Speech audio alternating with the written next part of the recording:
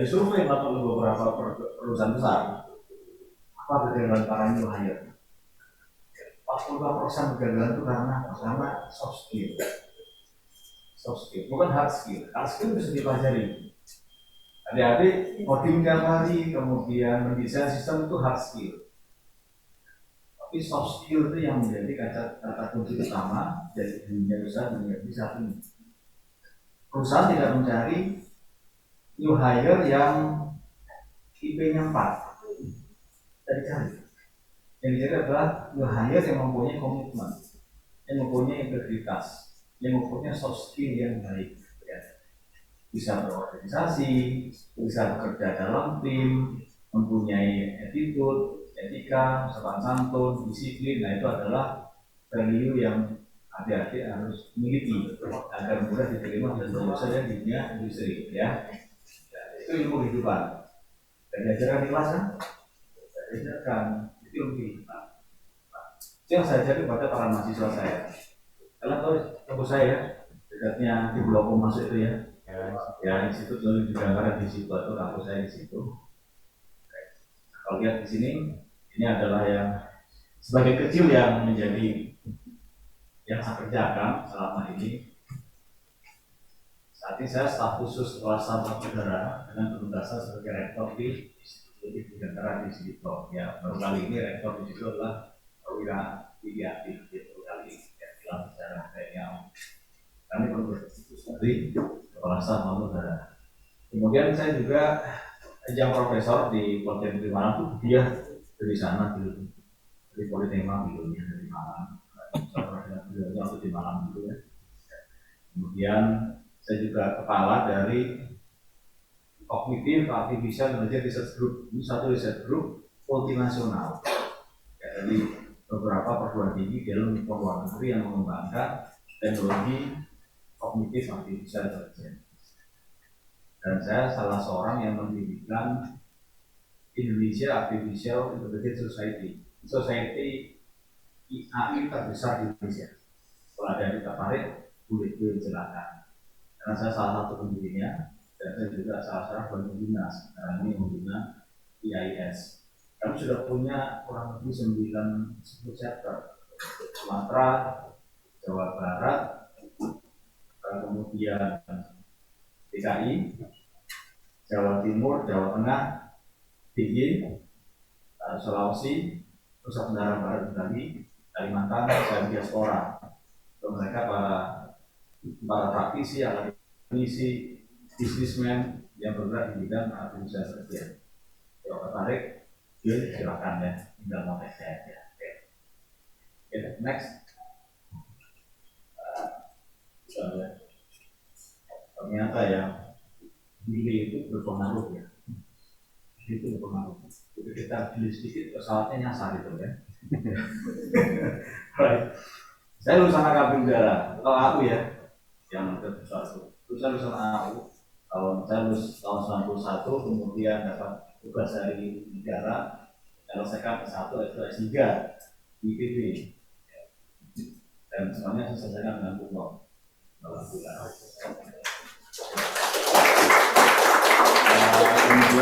saya sejak S1 itu sudah bermain dengan artificial intelligence. Sekarang mas, lanjutnya mas. Mas Pak Andiko ya, dosen ya. Alhamdulillah mas ya, adik saya soalnya. Kebetulan Pak Andiko ini satu angkatan dengan salah satu dosen di rumah saya. Koneksi. Oh, koneksinya internetnya aku ya. Di sini kayaknya. Bisa.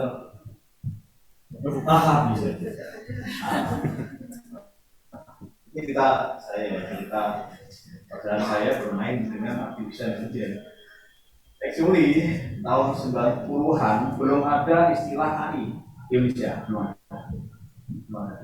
Yang ada adalah artificial neural network, jaringan saraf neural. Ya sekarang udah belajar kan ya, apa itu ANN ya. Di masa saya adanya GSP sama GST. GST jaringan saraf neural, GSP apa? Jaringan saraf gerak. Karena GSP itu menirukan jaringan saraf gerak. Ada di otak saya. 94, 93 saya S1 dari IPB Saya masuk ke semester 5 karena alibi tidak tahu.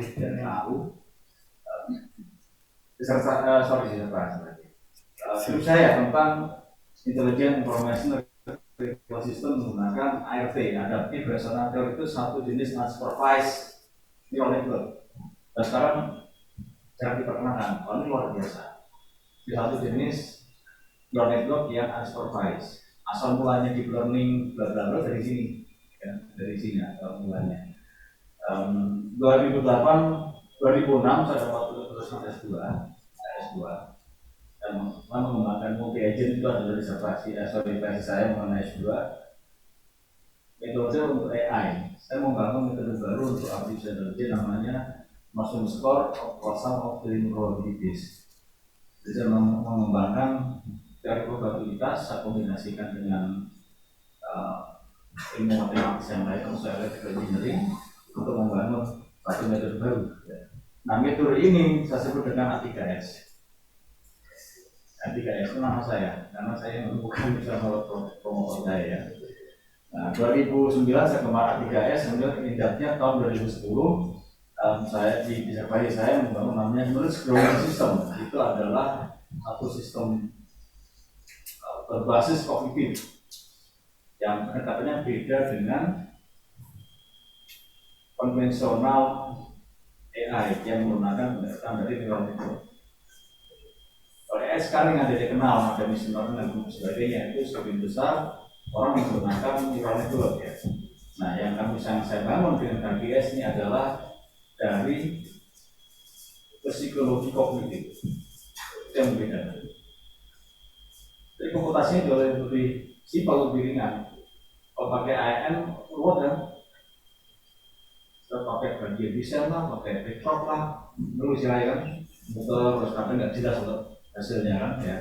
Karena KGS karena berkaitan dari psikologi kognitif, maka dia jauh lebih simpel komputasinya dan lebih mudah implementasinya. Dan lebih ringan. Kalau pakai JST atau pakai deep learning itu kita butuh TensorFlow, kita butuh GPU, VPU, buat Elsa ya, banyak. Tahun 2019 saya punya paten, 3 paten yang saya patenkan terkait dengan KGS ini. Aplikasi satunya untuk cognitive countermeasure itu ada protecting hardware dari CyberTech. CyberTech-nya di hardware, kita proteksinya di hardware-nya, bukan di software-nya. Kalau ada yang kenal di software kan, ya, cyber security kan software, padahal tidak, kita bermainnya di hardware. Ini unik ketika saya menyelesaikan S2 S3. 2006 saya S2, 2007 saya S3. Mana ceritanya? Iya ceritanya Pak. Karena 2007 pada masa itu ITB mengeluarkan peraturan mengenai fast track master ke dokter. Tahun 2007. Nah, pada masa itu di Indonesia belum ada satupun perguruan tinggi yang berani menjalankan program fast track S2 ke S3. ITB sendiri pun fakultas juga takut mencalonkan orang-orangnya, siapa yang mau dipasarkan. Karena jelas saya kunci percobaan. Jadi saya kunci pertama yang dicoba untuk fast track S2 ke S3 ya. Jadi saya selesaikan S2, selesaikan tesis saya di S2. 2007 saya sudah membuat proposal S3. Sehingga saya berbarengan, ketiganya S2 dan S3 berbarengan. 2008 saya wisuda S2, 2008 juga saya sidang proposal disertasi. Berbarengan terus. Selesai 2010. Sehingga kalau di total saya menyelesaikan S2 S3 itu hanya 7 semester. 3,5 tahun. S2 S3. Gaji pertama di Indonesia ya. Gaji ada di sini pastinya. Oke. Nah, kemudian terkait dengan KGS ini, tahun 2020 saya diminta untuk membantu negara dalam BPT pada waktu sebelum jadi BRIN ya. Kami menyusun sebuah dokumen negara yaitu Strategi Nasional Kecerdasan Artifisial. Jadi yang ada di dunia AI itu sangat berguna karena ke depan Indonesia sudah mempunyai objektif menguasai teknologi AI. dengan tahun 2045. Dokumennya ada, nanti bisa di-download ya. Klik saja Brigade Nasional Toleransi Artifisial, nanti ada dokumennya, di-download saja. Dan saya satu-satunya militer yang terlibat dalam ini. Karena saya yang membuat roadmap untuk bidang pertahanan dan keamanan. 2020 juga saya diminta untuk membantu penanganan COVID. Sedang rame kan tahun 2020 ya. Ini tahun berapa ini? Masukan tahun berapa? 22, 21 ada nggak? Ada, 20 ada. Nggak ada. 20 nggak ada. Alhamdulillah sangat ya. Jawab dari COVID berarti kan ya. Karena yang angkatan 19, 20 itu tidak mengikuti apa namanya. Ospeknya online. Saya kan nggak online ya. Ospek sambil minum kopi kan. Oke, nah tahun 2020 saya menggunakan MGS untuk deteksi COVID. Dan ini menjadi salah satu produk nasional terbesar. 2021 sampai dengan 2023 saya mendapatkan Grand Award dari Amerika Serikat dari Departemen Pertahanan Amerika Serikat. Saya orang pertama di Indonesia yang mendapat Grand langsung dari Amerika. Ini tanggung ya. Grandnya itu untuk 2 tahun untuk pengembangan sistem untuk objek deteksi Indonesia. Di Asia Pasifik hanya ada 1 dari Indonesia, hanya saya sendiri. Di Malaysia ada 2 orang, Singapura 2 orang, Filipina 2 orang, Thailand Indonesia cuma saya. Dan sekarang belum ada yang ngurusin ini. Sudah nawar-nawar ini karena Recording stopped.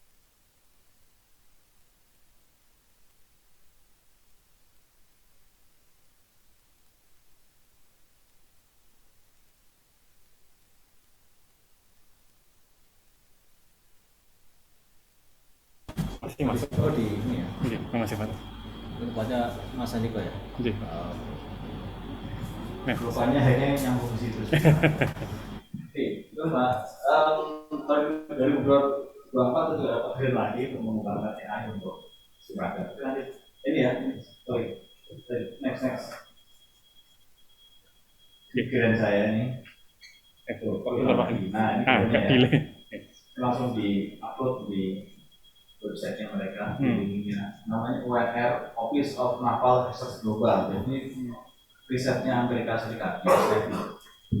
Dan dalam riset ini, US Navy sebagai donatur utama disupport oleh US Army dan US Air Force. Bisa mendapatkan pendanaan dari bidang angkatan, dari Departemen Defense. Oke, next.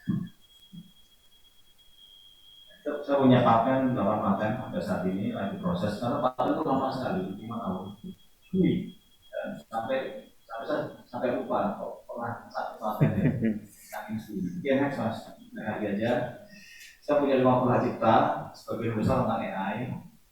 Sebagian telah diimplementasikan. Jadi tidak hanya sekedar berteori, juga mengimplementasikan apa yang telah saya bangun ya. Oke, next.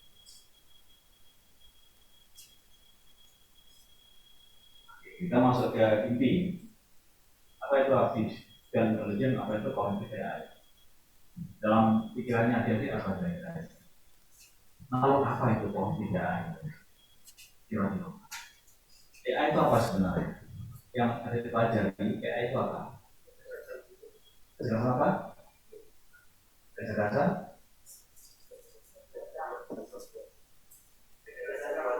Oh, kecerdasan buatan. Kecerdasan yang dibuat. Oke. Definisinya apa? Definisi yang paling sederhana tentang kecerdasan buatan. Oke. Mengapa ada teknologi namanya kecerdasan buatan? Baik. Saja dari berpikir ke filosofinya ya. Mengapa para orang-orang ini ya, termasuk kita, saya juga ya, mengapa mengembangkan kecerdasan buatan? Baik. Saya kira kenapa? Apakah manusia kurang cerdas? Atau manusianya bodoh-bodoh? Mempermudah, oke, terus apa lagi? Mempermudah apa? Mempermudah apa? Terus apa lagi ya kita? Terus apa lagi? Kalau sudah makan snack itu harus jawab.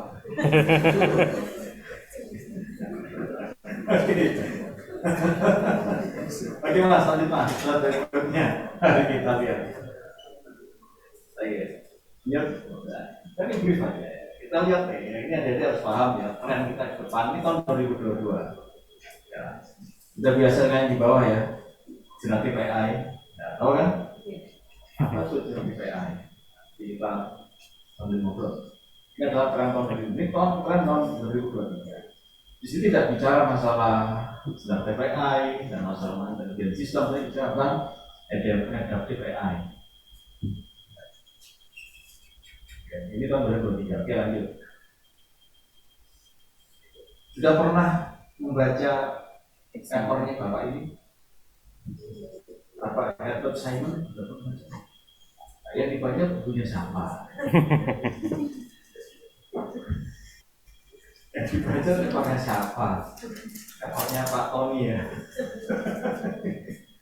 Nah, ini salah satu sesepuh ya, di bidang AI namanya Pak Herbert Simon. Pak Herbert ini mempunyai dua pandangan mengenai mengapa kita membangun AI. Yang pertama adalah to augment human thinking, menambah kemampuan berpikirnya manusia. Saya mau tanya kepada Anda semua, kalau kalian menghitung 1,5 kalikan 2 juta 4, stop nggak? Ada yang stop? Ya. Pasti minjem tangan sebelah kan? Apa? Kalkulator. Nah itu. Bayangkan ketika kita dihadapkan dengan data storage uang banyak, kira-kira cepat kan itu makanya? Enggak kan? Nah itu betul ya. Augment human thinking, ya, menambah kemampuan berpikir manusia. Jadi jangan angel-angel untuk yang mikir, kan mikir yang lainnya aja yang penting itu ya. Mengapa dia bisa lebih cepat? Karena dia menggunakan komputer. Kalau komputer beda dengan otak kita. Otak kita memang sel sarafnya ada lebih dari 6 miliar. Lebih dari 6 miliar. Udah pernah menghitung? Coba gitu sih. Bukan segitu nanti masih enggak. Ada 6 miliar lebih sel saraf, namanya neuron. Mereka bekerja secara paralel. Otak kita ini mudah mengenali warna, suara, cahaya itu. Tapi komputer nggak bisa, wangil. Tetapi dalam menghitung kalkulasi sangat lambat. Itu kelemahannya. Nah, kenapa ada AI? Awalnya kalkulator, lalu berkembang menjadi AI karena AI itu untuk menirukan bagaimana sel saraf itu bekerja, tapi diimplementasikan di komputer. Biar komputer yang mikir, paham ya? Baik sebenarnya kecerdasan buatan, kecerdasan yang dibuat ke dalam sebuah sistem, biar dia berpikir seperti manusia. Dan kecerdasan buatan, paham ya? Biar paham ya? Gampang lah? Sudah selesai kita. Alright. Yang kedua, memahami human mind, memahami bagaimana otak kita ini berpikir, ya, understand how human thinks, bagaimana memahami otak manusia berpikir. Ketika kita berpikir, yang dihasilkan apa? Apa yang biasa kita berpikir? Apa yang dihasilkan? Pengetahuan kan? Nah, ya. Untuk memahami hasil dari manusia berpikir ini, maka kita pendekatnya dari namanya cognitive science. Pendekatnya dari ini ya, cognitive science. Artinya kita menggunakan AI untuk memahami bagaimana otak ini bekerja. Yang membedakan antara pendekatan konvensional AI dengan cognitive AI, itu perbedaannya. Yang pertama itu konvensional AI, yang kedua cognitive AI. Itu perbedaannya. Oke, lanjut. Sabar yang simpel ya. Ini yang simpel aja. Ya. Ini saya buat sebuah definisi. AI pemahaman yang sangat sederhana karena kita membuat sesuatu, menirukan sesuatu, ya. Maka intinya AI itu kecerdasan manusia, kecerdasan kita manusia yang diemulasikan dalam model. Kalau adik bikin satu problem buat model dulu kan, itu kan model kan. X sama dengan Y sama dengan X plus sekian dan sebagainya, baru dibuat program itu, di coding lah. Nah, sama, jadi disimulasikan dalam bentuk model dulu, tadi model matematika, baru kita put dengan bahasa pemrograman yang kita pilih. Biasanya pakai apa? Python, itu paling gampang di dunia itu. Biar Python dulu saya pakai C, pakai Fortran, pakai Pascal, wah saya setengah mati itu ya. Tapi Python gampang, library-nya banyak kan, tinggal ngambil kan. Tidak ada, makanya kalau mengerjakan tugas sekarang lebih cepat, tidak ada sampai seminggu 1 jam selesai. Betul Pak. 1 jam selesai, tinggal ambil. Ada punya orang, ini ambil gratisnya. Oke. Nah, kemudian komputer tidak bisa bicara dengan kita. Yang bisa bicara adalah bahasa tadi itu, ya, bahasa pemrograman yang bisa bicara dengan komputer. Makanya kenapa itu instruksi itu dalam bahasa pemrograman yang dimengerti oleh komputer. Ada, kita nggak mungkin bicara komputer begini kayak so kan, nggak bisa. Kita harus uji dulu, baru biarkan dia. Ini adalah AI, simple understanding. Informatika engineering ini seperti ini, oke? Lanjut. Nah, sudah melihat gambar seperti ini. Perspektif di artificial intelligence ini adalah yang saya desain sekian tahun yang lalu. Bahwa ada 3 perspektif. Pertama adalah perspektif menirukan mekanisme dari elemen di otak manusia. Itu pendekatannya adalah dengan biological, dari neuroscience, ya. Dari sel neuron di dalam otak manusia. Saya ingin tanya, AI itu ditemukan tahun berapa? Sudah pernah baca sejarahnya? Siapa yang pertama kali mendefinisikan terminologi AI? Ayo dosennya aja. Ayo dosennya aja. Tahun berapa? Tahun 57, ya.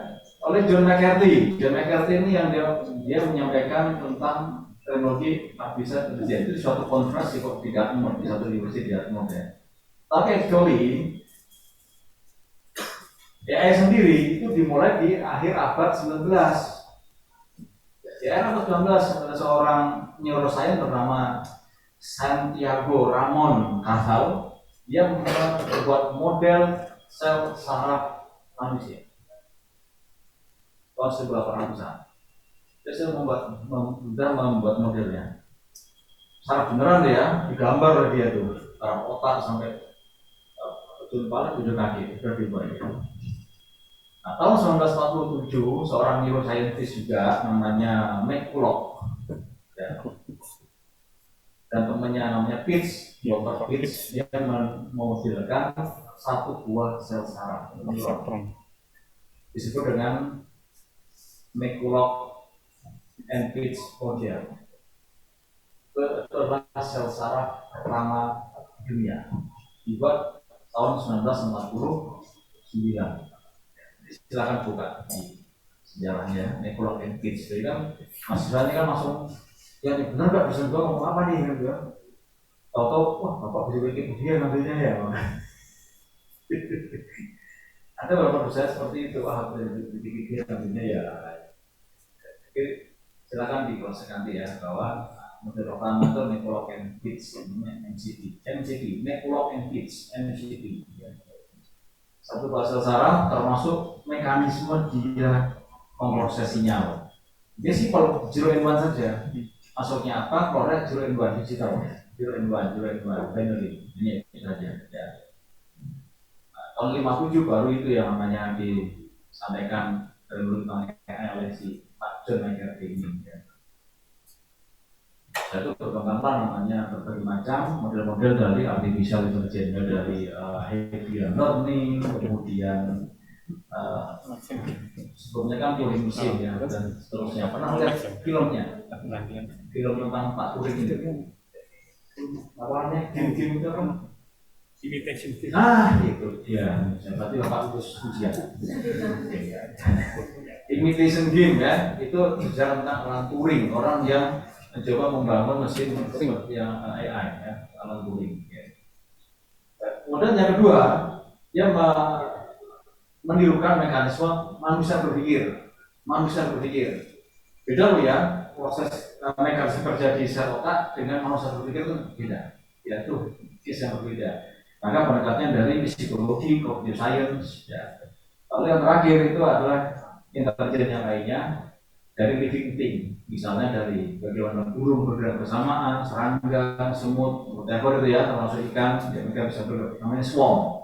Ya, swarm intelijen adalah swarm itu adalah kelompok, pox, ya. Itu antar intelligence. Nanti ada tiga ini, umumnya tiga ya, ada supervised, unsupervised, reinforcement learning. Sekarang juga ada semi supervised, combine antara supervised dan unsupervised. Ya. Nah, kemudian dari sisi learningnya, kalau yang pada umumnya machine learning dia backward learning. Maka sebenarnya backward learning karena harus kita siapin datanya dulu. Data disiapin dulu. Data disiapkan dulu, lalu dia suruh belajar. Ini loh data ini belajar, oh ya belajar. Beda dengan industrial learning system, dia adalah forward learning. Dia belajarnya adalah by interaction.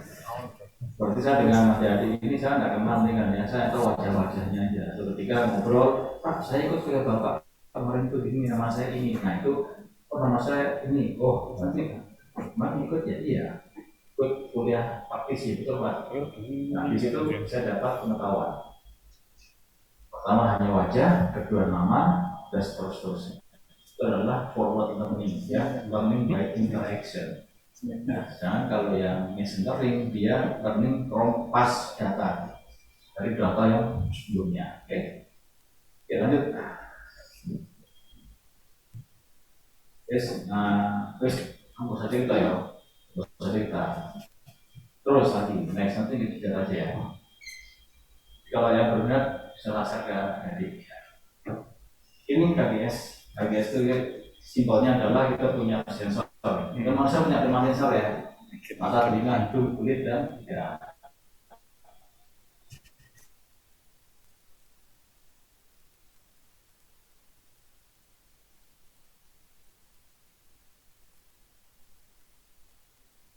Mekanisme dasar dari KGS. Oke lanjut.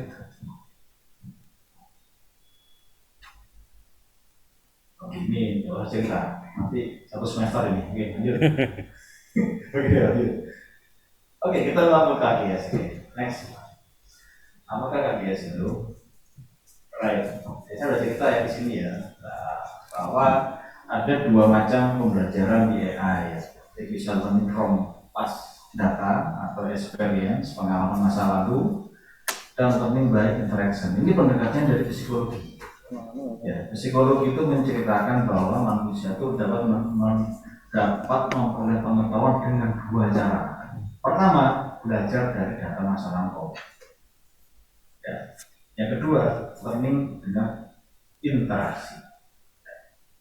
Di sini dia sudah disiapin datanya, suruh belajar nih, disiapin loh. Saya pernah coba deep learning ya. Deep learning perlu berapa data supaya pintar? Berapa? Ya, cukup kan. Nah iya, betul, tapi berapa minimal itu? Berapa minimalnya? Minimal 1.000. Ya, minimal 1.000. Makanya kalau bikin pintar orang itu sekolahnya S1, S2, S3 ya, SD, SMP, SMA, oke? Oke. Kemudian learning by ini adalah dari sisi kognitif disebut dari constructivism teori konstruktivisme, teori untuk membangun pengetahuan. Ini di sini. Ya. Ini tidak banyak yang membahas ini. Kalau kalian di AI masih ceritanya ini aja kan ya, machine learning gitu, pasti itu ceritanya kan. Oke. Nah, yang bagian ini sudah diwakili oleh kelompoknya machine learning, sudah diwakili. Mau pakai metode apa, mau pakai SPM, KNN, dan seterusnya sampai yang sekarang yang tidak jelas namanya itu kan. Semuanya macam-macam ya. Betul siapa? Kenapa machine learning? Karena machine learning punya Recording in anak. progress. Oke. Nanti deep learning punya anak lagi, namanya apa lagi ya yang sekarang tuh generatif AI itu anaknya deep learning. Jadi nanti beranak lagi. Jadi ini bapaknya itu AI, anaknya itu machine learning, cucunya itu adalah deep learning, cicitnya itu generative AI. Itu urutannya, oke?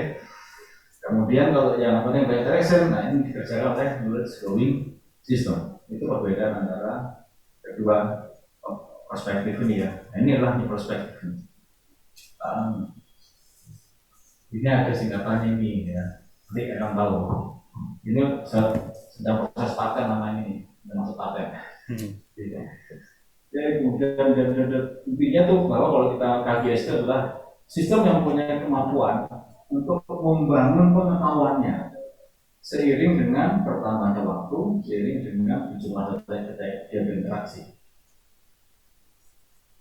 Soalnya ya, bahwa KGS itu adalah sistem yang memiliki kemampuan untuk menumbuhkan pengetahuan seiring dengan bertambahnya data, seiring berjalannya waktu. Oke. Perhatikan adik kalian, kalau punya adik ya, ketika lahir, tidak tahu apa-apa kan?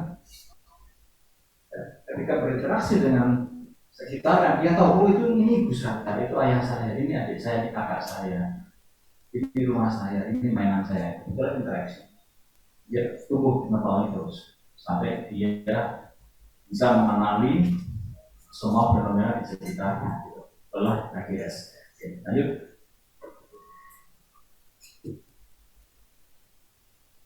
Oke, ini biasanya ya. Jadi KGS ini adalah teknologi AI asli Indonesia. Silakan saya dimanapun nggak ada yang mengembangkan ini kecuali di Indonesia. Dan ini satu-satunya di Indonesia. Ya. Dan istilah adanya quantitative AI itu berawal dari KGS ini. Nah, setelah quantitative AI saya perkenalkan tahun 2010, 2011. Baru tahun 2016-17an orang-orang pada mulai menggunakan istilah quantitative AI ini. Jadi setelah sekian tahun ya. Lanjut. Ini gambarannya ya. Gambarannya bagaimana pengetahuan ditemukan. Nah, ketika bayi itu lahir, sensor apa yang berfungsi? Hanya pendengaran dan sentuhan, ya, sentuhan. Ketika dia lahir hanya mendengar dan sentuhan yang dia tahu. Nah, dari ketika lahir pasti si ibu pasti bilang, ini anakku, gitu. Tapi kamu namanya Joni, ya, gitu ya. Kalau dia nggak tahu bahwa dia itu namanya Joni, nggak tahu dia nggak tahu ya. Namanya Joni gitu ya. James, Josh, lagi. Itu gimana? Gimana? Oke. Nah, dari dua sensor si bayi sudah punya pengetahuan bahwa kalau ada suara seperti ini, ada sentuhan seperti ini, dia akan pasti akan bilang ini aku ini ibumu. Nah, si bayi sudah membuat pengetahuan dalam otaknya, orang yang saya sentuh rasanya seperti ini dan suaranya seperti ini itu adalah ibu saya. Itu baru di awal dia lahir ya. Pertambahannya usia baru matanya bisa melihat. Oke, melihat. Oh ternyata orang yang saya sentuh seperti ini rasanya, rasa kulitnya, kemudian suara seperti ini, wajahnya akan ini ternyata. Nah, dia punya tiga informasi yang akan dia kombinasikan menjadi sebuah pengetahuan baru, ya. Dan seterusnya sampai dia mengenal orang tuanya. Ketika hidung dan berfungsi dengan baik, lidahnya juga berfungsi, karena dia memberi pengetahuan yang lengkap mana keterangan sekitar. Itu adalah indikasi dari tumbuhnya pengetahuan di dalam otak kita. Saya ikuti ya, tahu ya. Oke, lanjut. Bagaimana memodelkannya? Ini modelnya, ya, disebut dengan Human Inference System. Kita punya physical data, non-physical data. Non-physical ini bukan data gaib ya. Bukan data gaib ya. Jadi kita di dunia ini kan ada data fisik dan non-fisik ya. Fisik dapat kita lihat, kita pegang. Non-fisik itu ya yang kita cium, kita dengar itu kan non-fisik ya. Nah, itu dipersepsikan oleh 5 sensor kita. Nah, Ada informasi dari mata, hidung, telinga, dan seterusnya. Lalu informasi akan dikombinasikan, diffuse, information fusion, difusikan.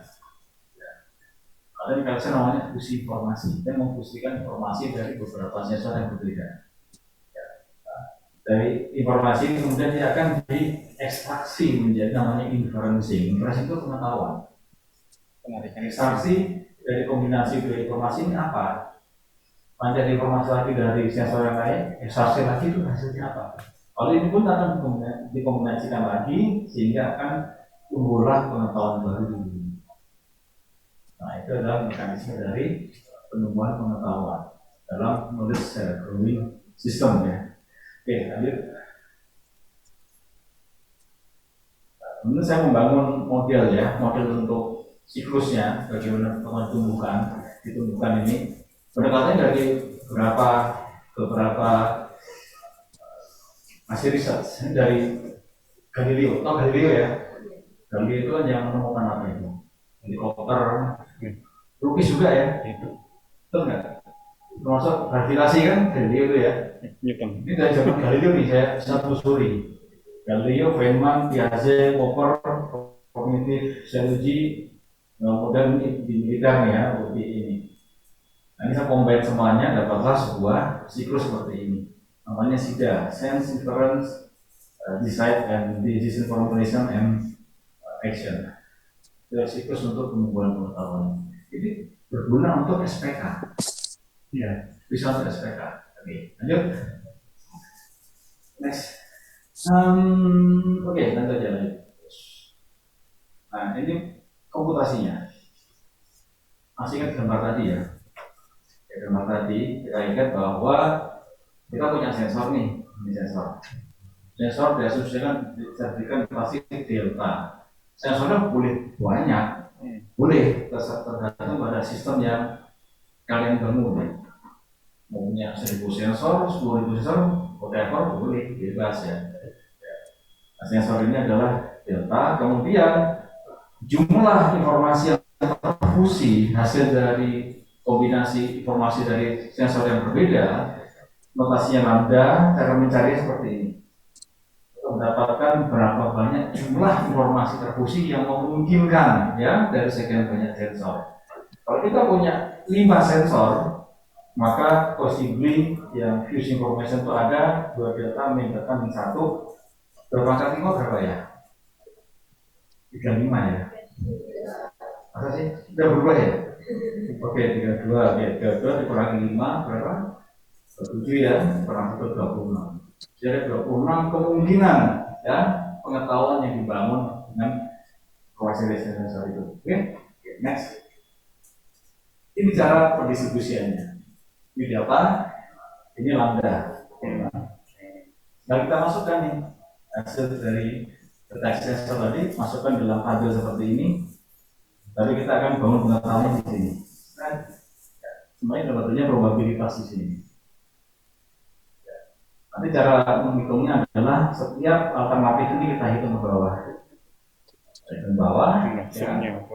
Lalu kemudian kita akan ambil rata-ratanya. Intinya kalau kita bicara probabilitas maksimal berapa jumlah totalnya? 1 ya, harus sama dengan 1. Jadi jumlah setiap dari sini harus sama dengan 1. Apa kan? Apa itu? Oke, next. Ini rumusnya seperti ini. Tadi yang tabel tadi itu coba menjadi seperti ini rumusnya. Hasilnya adalah yang P ini itu lambda sebenarnya adalah knowledge probability distribution. Jadi probabilitas baru, probabilitas dari pengetahuan baru ya, distribusi probabilitas dari pengetahuan baru yang dibangun dari sensor yang sudah diolah tadi. Kemudian kita mencari mana yang the best, yang paling possible menjadi pilihan pakai estimate. Dan kita ambil yang degree of certainty yang tertinggi. Jadi yang meyakinkan kita bahwa pengetahuan yang dibangun oleh si sistem ini merepresentasikan satu fenomena yang dia lihat itu. Oke, lanjut. Nah, kita bisa melakukan multi time. Observasi kan banyak sekali ya. Jadi kita meyakinkan bahwa objek yang kita lihat itu betul, maka observasi dilakukan selama beberapa waktu. Terserah kita mau definisikan yang mau 4 kali observasi, mau 5 kali, 6 kali, mau nambah sensor lagi, boleh. Intinya untuk meyakinkan bahwa fenomena itu adalah benar seperti yang dilihat oleh si sistem ini. Ini kalau kita mau multi time, kita harus konversikan dulu ke binary. Ini konsepnya binary ya. Jadi ada juga model yang binary. Kita binarykan dulu, next lagi. Kita hitung lagi di sini untuk mendapatkan konversi ke binary seperti ini. Oke, lanjut. Ini adalah yang P theta ini setelah observasi sekian waktu. Kita akan mendapatkan pengetahuan baru berdasarkan hasil observasi selama sekian waktu. Waktu itu terserah menentukan ada date bebas, mau 5 kali, 10 kali, 100 kali boleh. Ya. Oke, lanjut. Oke, kalau kita bicara measurement-nya, parameter pengukur disebut dengan DOC, degree of certainty, itu untuk meyakinkan, membandingkan antara pengetahuan yang dibangun dengan fenomena yang diobservasi. Berapa persen kemiripannya? Apakah eksak 100%, apakah dia di bawah 100%, dan seterusnya. Di DOC itu adalah ukurannya, yang measurement parameternya. Next. Aduh, ini putus saya ini. Beliau sudah almarhum dan meninggal beliaunya. Saya bersama beliau promotor saya dari S1 S3 beliau bimbing saya, yang termasuk kami yang membangun schooling system dan konflik AI pertama di dunia itu kami bersama. Lanjut. Ini perbedaan antara AI dengan AI ya, yang basisnya neural network. Beda fondasinya, beda objektifnya, beda cara membangun pengetahuannya, beda paradigma pembelajarannya, beda pelatihannya, data juga beda, dan lain-lain. Tidak perlu labeling. Nah, itu yang menarik ya. Kalau kalian menggunakan machine learning, yang paling lama apa ya? Labeling lama kan? Datanya 1 juta, labelingnya 5 tahun ya. Yang lama ini nggak perlu labeling, itu menariknya. Ini baru dengan machine learning yang umum ya, next. Ini dengan deep learning perbedaannya. Ini yang saya presentasikan di Amerika tahun lalu ya, di satu event SPAI. SPAI itu lebih tua usianya di Bali. Ya, saya sampai di Amerika dan sampaikan perbedaan antara KGS dengan deep learning. Kita lihat di sini ya. Data annotation nggak perlu, kemudian data collection perlu. Yang penting nih ya, powernya kita low. Ini high. Apa high kan? KPU ya. Putus manis sebenarnya. ChatGPT itu berapa? Sekian triliun. Dia harus menyiapkan banyak yang masih dikenal. Lalu GPT masih bodoh kan? Bodoh ya GPT. Coba tanya, kedua buatan caranya. Nice. Baca topik ya. Oke, next. Ini banyak use case-nya udah pakai KGS ya. Saya mau untuk analisa intelijen, untuk decision making ya, kemudian bioinformatika, untuk prediksi kesehatan peralatan elektronika, prediksi kesehatan, prediksi cuaca, cognitive processor, hardware security, information protection system, pandemic prediction dan seterusnya. Ini baru sebagian, masih banyak lagi yang lainnya ya. Ya, pemanfaatan dari tools growing system. Contohnya ini ya, kita menggunakan KGS untuk deteksi COVID. Ini saya aplikasikan di task force BPT tahun 2020 dari site BPT saya ambil. Ini adalah KGS saya di sini.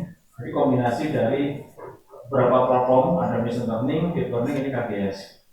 Jadi kita mendeteksi COVID dari 3 sumber. Pertama dari data X-ray, kedua data CT scan, dan data klinis.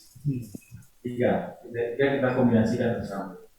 Kalau yang machine learning ini untuk data CT scan, deep learning untuk X-ray, data non-citra yang klinis sih menggunakan RGS.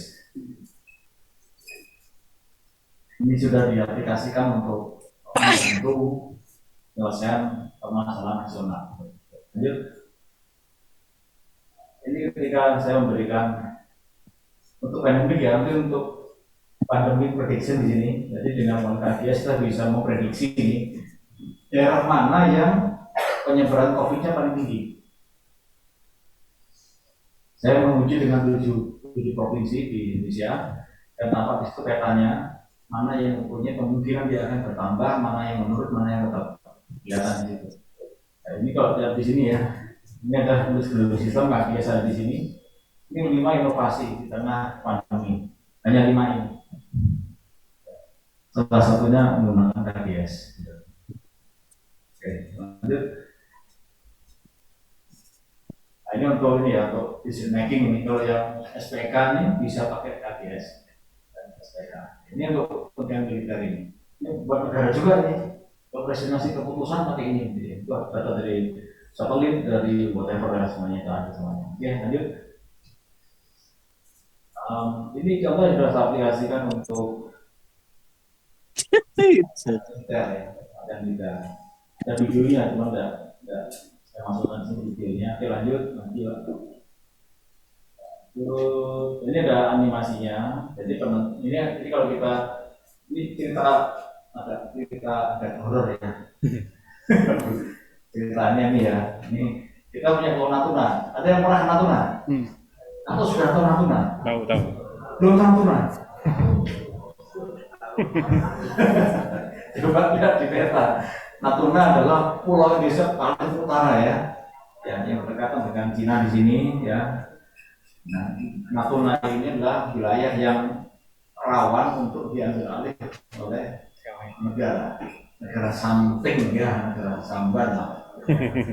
Nah, di sini kita kayaknya aku tuh menyusun sebuah skenario bagaimana biar Natuna itu dikuasai musuh. Nah, itu ceritanya ya. Nah, untuk menguasai kembali Natuna, maka kita harus melaksanakan namanya operasi udara, menerjunkan pasukan di sana ya. Nah, untuk mengarahkan pesawat ini supaya aman dan selamat ke tujuan, kita harus menghitung tuh ya, dia terbangnya lewat mana saja supaya tidak membahayakan pasukan yang di bawah. Pernah tahu pesawat Hercules ya?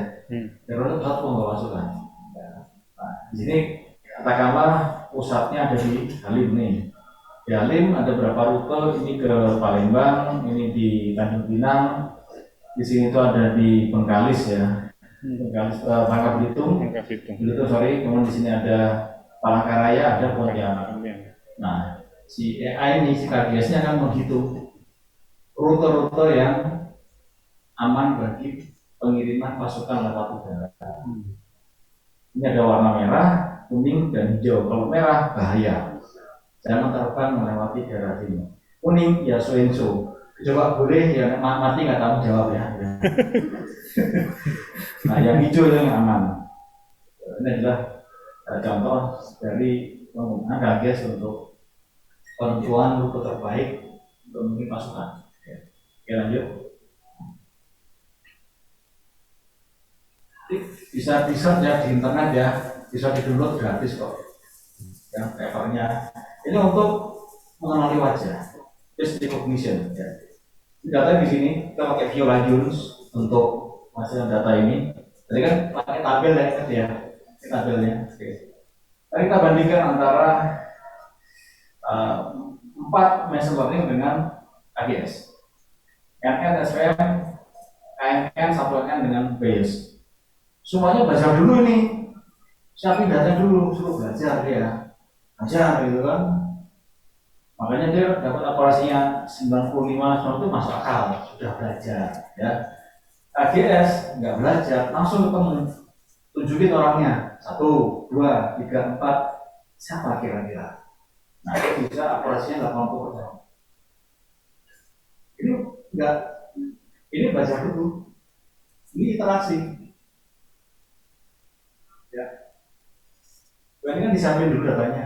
Cenderungin, ini belajar, belajar. Setelah belajar dites kan, hasil ujianmu di hasil belajarmu gimana? Oh gini.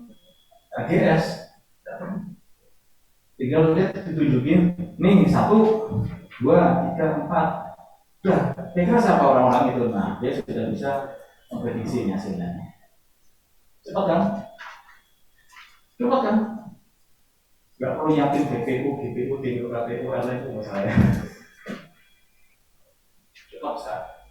Oke, next. Ini kan beda itu, ini beda ya. Ini datanya adalah pakai iris. Belum bisa pakai iris ya, kalian. Ini pakai iris. Kita pakai binary input, tidak pakai binary, ini pakai binary input ya. Kita konversikan ke binary dulu, dan seterusnya sehingga kita bisa hasil di sini sesuai semua nih ya. NKPD-nya ini 83%, 70%, 70% ini semuanya udah mereka bisa merecognize sesuai dengan objeknya masing-masing. Nanti bisa di-download papernya ya. Oke, lanjut. Berikutnya adalah yang mestinya yang non-binary. Yang non-binary. Itu KGS sudah digunakan untuk input binary maupun untuk inputnya binary dan non-binary. Ini non-binary pakai objek sama ke iris juga sama ya. Tapi ini pakai angka-angka non-linear di sini. Ya. Nah, dari kita hanya menggunakan 5 sampel ya. Ini cuma 5 ini. Ditunjukin 1, 2, 3, 4, 5. Wes ya. Itu 2, 3, 4, 5 ya, masing-masing. Begitu kita coba ke dalam full data, kita bisa mencapai 90%. 5 kali belajarnya. 5 kali, cepat kan? 5 kali. Namanya siapa? Estetika. Namanya? Tara. Apa? Sali. Syarat. Oh, tari. Itu tekan problem. Tari. Berarti estetika, tara, dan tari. Ya, ini. Estetika, tara, tari, tara. Nah, gitu. Dan estetika dia punya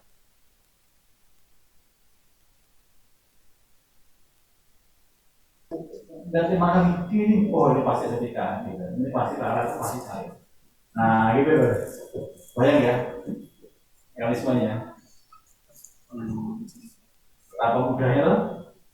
AGS. Oke, lanjut. Nah, ini untuk mengambil keputusan juga sama, kita lanjut lagi. Lanjut. Next. Ini untuk analisa intelijen juga sama ya. Ini kita buat hasil juga seperti ini. Kita punya ini observasinya beberapa waktu, 3 kali, 1, 2, 3. Nah, kita kan mendapatkan pada garis seperti ini kan. Coba seperti ini kita cuma 3 gampang menyimpulkannya. Ketika tabelnya banyak grafiknya, ngeluh sih saya kan, pasti ngeluh. Makanya kemudian kita main KGS, datanya seperti ini, select, langsung disimpulkan bahwa yang paling problem itu ada di H4 dan di H5 dan H6. Apa H5? H5 itu nggak salah ini trafficking, H6 itu adalah drugs. Jadi ini saya buat untuk membantu Bakamla, Badan Keamanan Laut untuk mendeteksi adanya pelanggaran di laut. Oke, lanjut. Ini untuk memeriksa memprediksi kesehatan perangkat elektronik. Ini adalah datanya, ini akurasinya, dan kita bandingkan dengan 5G, neural network, dan satu lagi 5G and bias. Dan KGS bisa menghasilkan kontrol akurasi paling tinggi di antara 3 ini, di atas 90%. Next. Nah, ini menarik nih. Ini untuk hardware pack. Karena kalau menyimpan data di HP, di password ke HP-nya. Password yang HP-nya kan. Ketika di password, Yang bekerja keras apa sebenarnya? Sebenarnya itu hardware-nya. Akhirnya. Yang cerah itu hardware-nya, CPU yang bekerja keras. Dan setiap karakter dimasukkan dan password itu, CPU itu akan mengeluarkan power, ya, daya tertentu dan dapat dideteksi oleh hacker. Nah, ketika mereka bisa mendeteksi urutan daya ini, mereka bisa mengungkapkan passwordnya itu apa. Nah, kita menggunakan KDS untuk menutup si daya tadi itu, kita masking sehingga hacker tidak bisa mengira-ngira itu jadi masukan ini passwordnya apa. Lanjut. Nah, ini maskingnya ya. Ini adalah passwordnya yang ini yang merah ya. Yang hijau ini maskingnya. Dia bisa menurunkan probability of guess hingga dari 80% menjadi 0,05%. Si hacker ini bisa mengguess 80% ketika menggunakan KDS ini, dia akan tereduksi hingga cuma 5%. Artinya positif dia untuk membongkar itu sangat kecil. Oke, next. Nah, dia bisa meningkatkan security hingga 1400%. Bahkan 1400 dan ke kucing lurus ya. Di mana Pak itu? 1400 dapat 2. Oke. Ya, ini bisa meningkatkan security dari sistem itu hingga 1400%. Luar biasa. Oke, lanjut. Mana ya? Nah, ini untuk kalau bisa bisnis, nah pakai bisa buat bisnis ini ya, memprediksi besok mau kira-kira ini bisnis saya mau naik sama aja kayak sekarang atau akan turun. Oke, lanjut. Jadi untuk startupnya udah dikembangkan, dia dikonversikan dalam bentuk prosesor, ya, cognitive prosesor. Dalam bentuk cognitive prosesor. Ini sudah menjadi bahan disertasi, sudah lulus mahasiswanya, ini bimbingan saya juga. Saya membangun prosesor dengan basis KDS. Ini juga ada proses paten juga sama. Lanjut. Nah, kira-kira jadi mau nggak bikin ini nih? Ya, ini adalah aerospace. Ini adalah autonomous space vehicle, autonomous underwater vehicle, unmanned aerial, unmanned ground vehicle. Ada yang mau begini?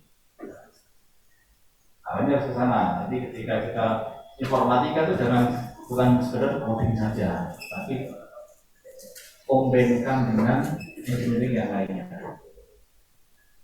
Next, apa lagi ya? Oke, sudah cukup dulu ya. Nanti kita ngopi-ngopinya kurang. Saya kira dulu ya para adik.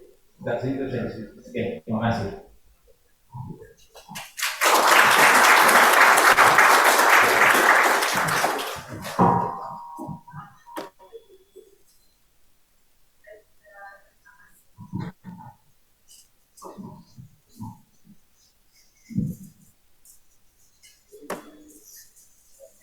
Terima kasih Prof. Alwin, bagus sekali insight-nya untuk kami semua. Silakan adik-adik, ada yang mau bertanya? Mungkin saya sarankan ke Pak Andiko untuk moderatornya. Ya. Mungkin dari online-nya, chat, mungkin ada chat itu. Iya.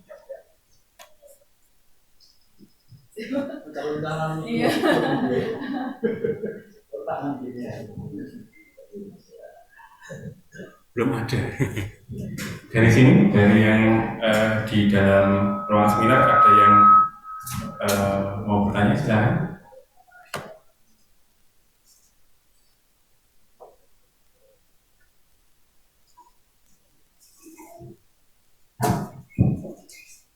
Tidak pertanyaan itu belum benar.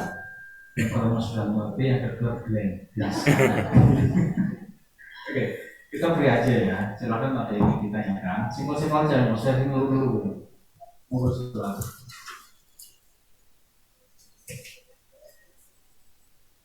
hanya AI itu nggak apa ya, AI atau yang berhubungan dengan AI atau yang lainnya boleh, silakan. Free.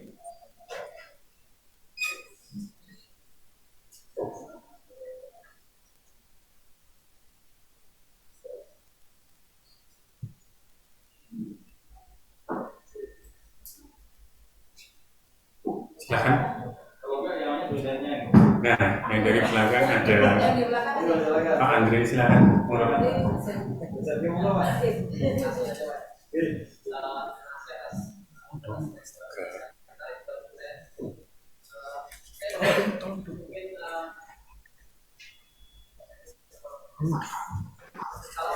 Harusnya Mbak Ira aja Bu yang gerak Bu, jangan saya. Jadi itu kan KGS kita sebagai Semisi Pak.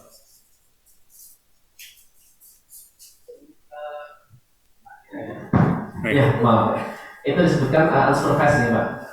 Mungkin tanya saya, apakah KGS ini sudah pernah di-compare dengan metode unsupervised yang lain gitu? Mohon maaf, saya baru baca paper pertama yang tahun 2017 nih. Saya belum baca yang lainnya. Nah, ini menarik sekali untuk dieksplor gitu, Pak. Jadi, mungkin itu pertanyaan saya, Pak. Terus kalau memang sudah di-compare, apakah bagaimana kira-kira KGS dengan metode yang lain? Terima kasih, Pak. Pak Andri ya, Pak Andri, KGS bukan murni unsupervised, tidak murni unsupervised, dia combine dengan satu mekanisme seperti dengan of information. Jadi kita punya interaksi dengan fenomena. Di P pertama dia mendapat informasi apa, T kedua dan seterusnya, sehingga pada satu titik kita memberikan informasi pada sistem ini. Fenomena yang Anda lihat itu ada yang gambar adalah ini, ABCD. Nah, jadi ini menyampaikan kepada sistem bahwa fenomena yang kamu lihat adalah ABCD ini. Seperti tadi case-nya dengan iris, kan 3 model tuh, iris berbinika, berskala, dan seterusnya ya. Gitu. Kita berikan ke masing-masing belajar anak-anak aja ya. Apa?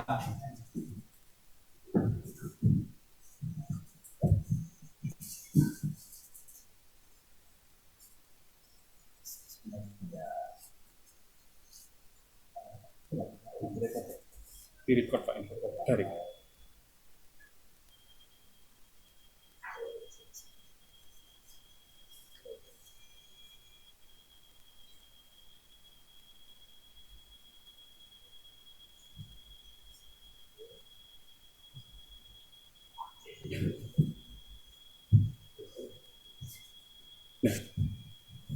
Jadi ini Pak Andri,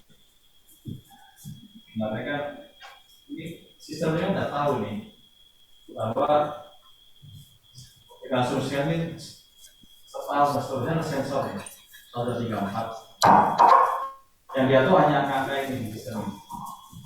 Nah, dari selama 5 kali dia berinteraksi, dia akan menghitung masing-masing pengetahuan ini.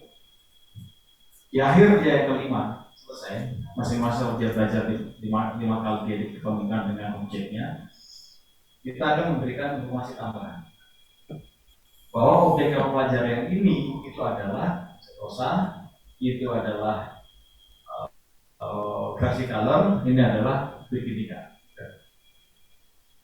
Ini disebut dengan told information, informasi yang kita berikan, kita ucapkan kepada si sistem. Nah itu akan direkam lagi oleh sistem. Oh ternyata yang mempunyai grafik seperti ini itu adalah setosa, dan seperti ini adalah versicolor, ini adalah bikinika. Nah setelah disimpan itu semua, baru kita uji dia di sini. Saya tunjukkan nih seperti ini. Teknik apa sebenarnya? Kalau dia menjawabnya sebagai recognize sebagai setosa, itu labelnya adalah setosa. Tadi betul. Dan seterusnya, kecuali di sini dia mengalami incorrect. Yang kita informasikan kepada dia adalah bikinika, tetapi yang dia recognize adalah versicolor. true-nya verifikan, maka dia fill di sini. Jadi tidak murni unsupervised. Di sini dia membangun pengetahuan itu seperti unsupervised, tapi dia tidak membuat pasar-pasar, tidak seperti itu. Tapi dia membangun pengetahuan dalam bentuk probabilitas di sini. Nah, setelah dia membangun pengetahuan ini, baru kita berikan informasi tambahan. Itu ini dan ini. Gitu Pak Andri. Ya. Kalau mau ekspor berlanjut bisa ngobrol dengan saya Pak Andri. Saya butuh orang-orang yang membantu saya mengembangkan teknologi. Lainnya, Terima kasih. Yang lain, silakan. Boleh tanya yang simpel-simpel aja. Kalau misalnya bisa saya ngalangi seperti tadi itu ya. terlalu susah, tanya yang dari platform mesin learning dulu. Anaknya dari AI. Silakan, Mas. Boleh nggak? Silakan. Mungkin pertanyaan saya lebih ke saya kenal dulu. Enggak. Saya dari buku Mobil. Perkenalkan, nama saya Muhammad Ihsanuddin dari Informatika Angkatan 2021. Nah, di sini Bapak sebagai apa ya? Mana dia dari KDS ini ya Kak? Nah, itu yang pertanyaan saya, pada saat pembuatan ini apakah masih ada kekurangan dalam sistem yang Bapak buat ini? Seperti itu Pak.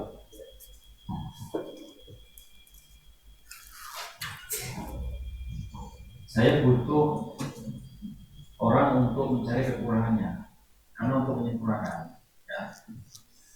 Dalam riset yang saya lakukan dengan Amerika Serikat, beberapa kekurangan telah mengisi sejarah. Ya, memang belum ada munculan di sini, karena itu menjadi bagian dari paten ya.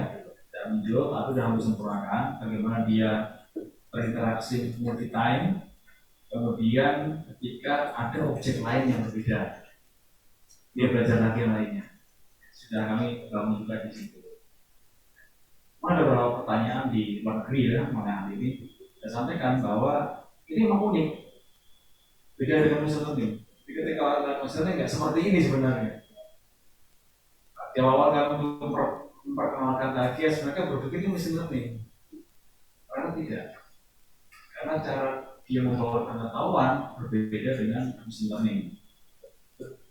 Tidak. Dan yang lebih unik lagi, sistem ini sangat mudah digunakan dan nggak butuh tadi itu DPU nggak perlu. Tinggal dari adik-adik atau para dosen, kolega, mari kita kembangkan lagi lebih lanjut. Sekarang ini adalah AI Asia Indonesia yang belum ada di manapun, dan mari perhatian luar. Itu ya, misalnya ya. Atau ingin diskusinya begini seperti ini, boleh. Ya, oke.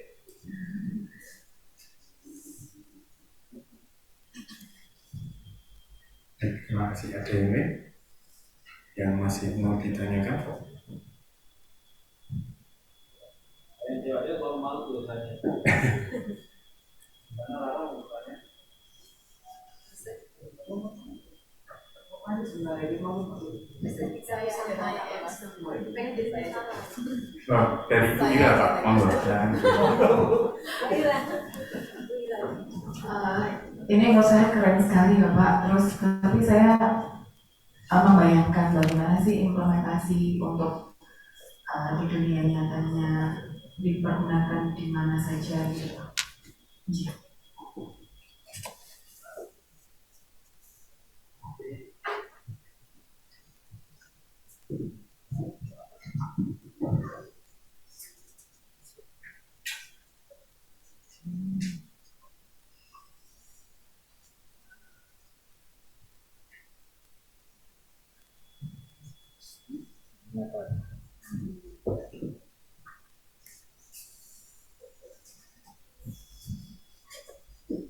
Jadi ini salah satu implementasi dari KGS di dunia nyata ini untuk membantu deteksi COVID.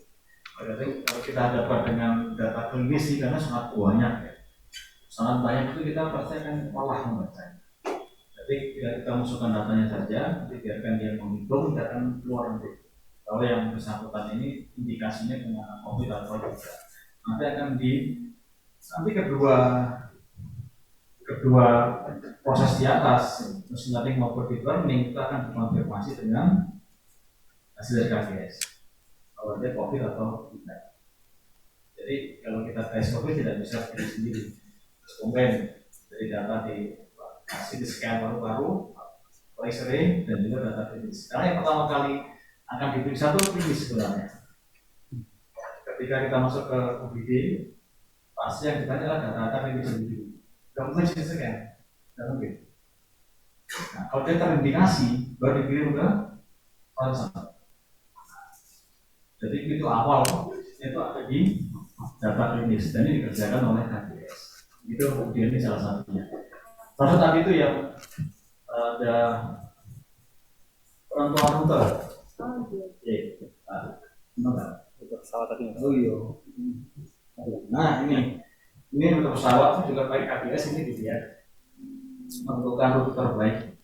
Mana yang rawan, mana yang sedang, mana yang KGS.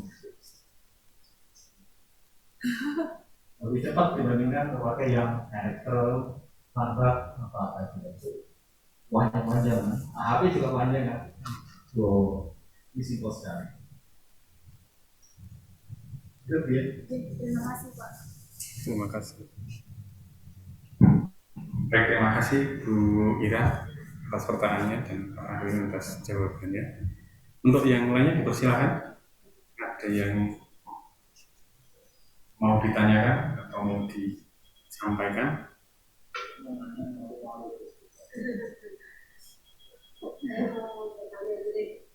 Bu Herlina, silakan. Contoh-contohnya untuk COVID, kemudian pertahanan seperti nanti juga dari tes drugs, kemudian rute. Kemudian kami di UPN kan ada jurusan minimal. Ada beberapa mahasiswa riset arah dunia. Misalnya digunakan APS atau mungkin dari AI, ML, kemudian sampai dengan statistik ke arah dunia. Saya prediksi yang ini di bawah. Itu bentuk dari sebenarnya anak-anak dilakukan di tempat mungkin tidak mungkin bisa dicoba. Ada beberapa case yang memang tidak harus masuk ke arah COVID, cukup diselesaikan di arah ML aja supaya effortnya tidak terlalu besar kan. Terima kasih Bu Dr. Herlina. Herlina ya betul ya. Setiap metode AI atau kognitif tergantung case-nya apa dulu. Kira jadi kalau nggak pernah pada deep learning. Nah kalau orang mau deep learning, tapi sebenarnya udah bisa. Kenapa gitu loh? Yang tahu? Saya tahu. Oh silakan. Saya Pak Andi ngomong. Salah satu yang mungkin orang tidak sadar kenapa pada memilih deep learning adalah automatic feature extraction, automatic feature selection juga. Betul ya, itu tanam. Perlu di machine learning kita harus punya satu program namanya feature extractor, ya mengekstraksi fitur. Deep learning sudah include dalam model itu sendiri. Mengapa dibutuhkan deep learning? Karena AI kesulitan untuk mengenal objek. Kalau objek itu seperti wajah, warna, suara, itu dia butuh ekstraksi. Nah, maka dibuatlah macam-macam model deep learning. AlexNet, ReNet, apalagi ya. Ntar ada Bugimanet itu apa ya? Atau Xanet, Statikanet dan sebagainya kan ya. Remote kan itu. Dan setiap model itu untuk case-case yang tertentu juga. Nah, tergantung case-nya ya Bu Herlina. Misalnya di studi yang kita hadapi adalah data image dan itu complicated, gunakan deep learning saja. Kita sudah ada nggak usah ngeluh-ngeluh gitu. Jika misalnya itu berkaitan dengan decision, kita bisa gunakan quantitative. Kalau misalnya kita tidak bisa pusing masalah di instruksi itu, pakai misalnya ini. Jadi tergantung jadi case aja. Itu berbeda. Terima kasih. Ya, silakan.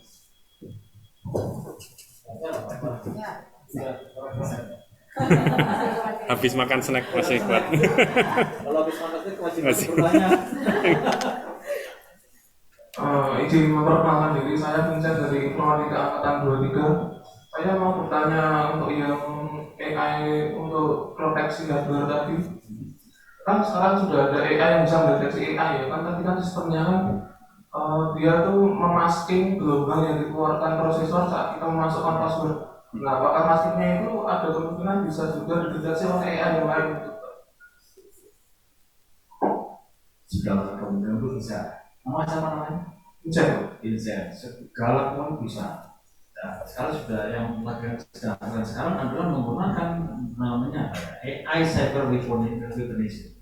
Jadi menjadikan AI ke cyber senjata. Nah, dan mengapa orang membawa generatif AI? Generatif AI dia bisa membangun model AI yang lainnya. Dia berbahaya di situ sebenarnya. Nah, sekarang banyak sekali model-model cyber attack yang menggunakan AI generatif ini. Jadi si AI ini kan membangun model cyber attack yang dapat mengelabui manusia. Sama halnya dengan masking ini, kalau si hackernya tahu, dia pasti akan membuat anti AI-nya, anti AI-nya. Sehingga masa kita bukan rahasia, kita kan enggak ya. Nah, kita kan don't care kan penting, tapi dia namanya hacker tuh hacker dengan anti hacker tuh nanti kan seperti Tom and Jerry ya. Satu mereka berstrategi, yang satu berusaha mengalahkan yang lainnya. Sama nanti kita mau buat kayak sehebat apapun, pasti akan ada yang membuat lawannya. Itu saja. Terima kasih Pak. Terima kasih.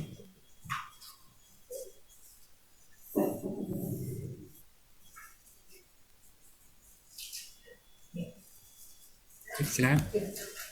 Ya, Bapak, ini dari kami menyiapkan door prize untuk mahasiswa. Mungkin ada pertanyaan dari Bapak untuk mahasiswa.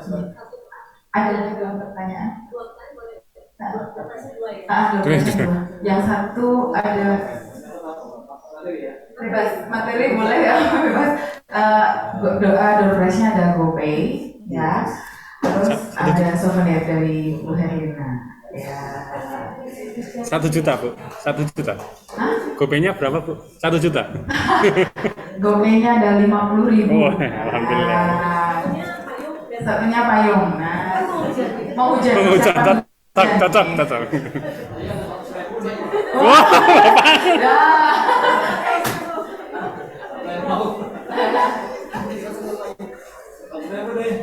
ayo, silakan. Monggo Bapak. Wajah bukit itu aja ya. Kan bukit dulu saja. Apa perbedaan mendasar antara machine learning dengan deep learning? Ayo siapa? Kasih diberitahu, ayo.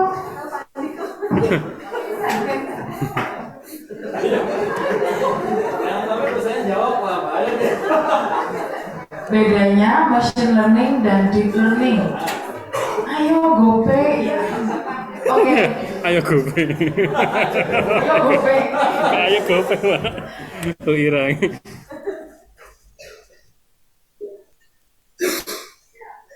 Perkenalkan nama saya Sania Isra dari F21.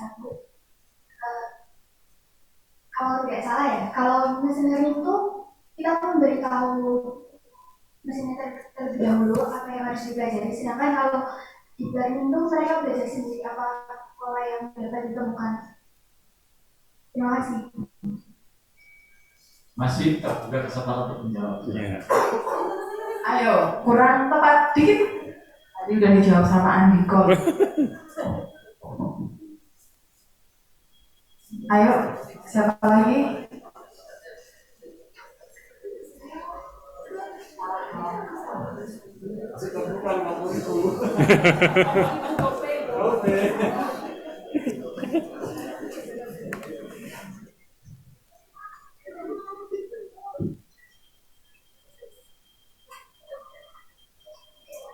Yang dapat saya ini, yang dapat buku saya ini. Itu terjadi ini, terjadi interaksi itu KGSN jalan KGSN interaksi. Sebelahnya ada Pak Andre soalnya. Pak Andre yang ngasih tahu Pak. Ya silakan. Oh, tiga. Tiga, oke siap. Akhirnya saya kata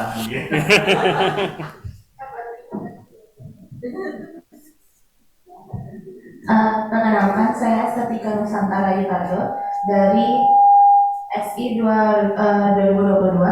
Nah, kalau perbedaannya machine learning sama deep learning itu, kalau di deep learning itu ada yang kayak automatic feature extraction-nya, gitu kan? Itu yang apa ya? Enggak, yang deep learning. Ya. Dapat nanti soal ujian keluar nih ya semester.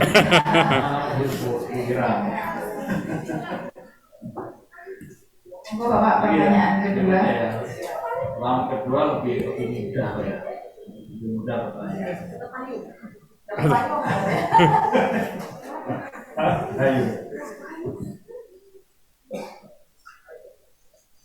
Siapa yang memodelkan jaringan saraf manusia Pertama kali. Jadi siapa ya? Gimana? Langsung googling kayaknya Pak. Wah itu Pak. Ya itu pertanyaannya open book. Ayo. Open book. Open Google. Open book. Vincent googling dulu. Keywordnya adalah neuroscientist. Nah itu seorang neuroscientist yang memodelkan jaringan sel saraf manusia. Apa namanya?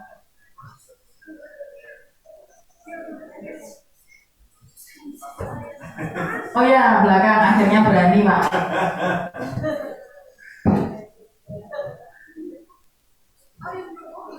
Namanya siapa? Oke, selamat pagi semuanya. Perkenalkan nama saya Afif Labiafi dari Informatika 21. Namanya Pak Haiber Simon.